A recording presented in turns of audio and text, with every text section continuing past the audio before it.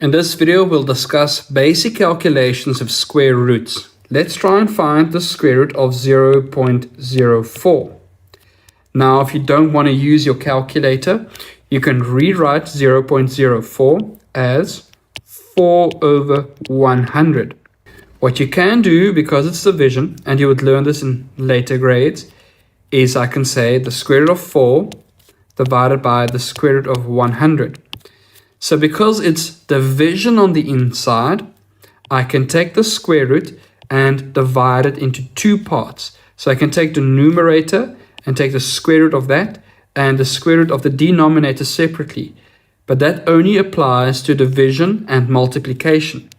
So the square root of 4 is 2 and the square root of 100 is 10. So our answer is 2 over 10, and if I simplify that, that will be 1 over 5. Okay, let's look at one more example. Let's try and find the square root of 2 and 7 over 9.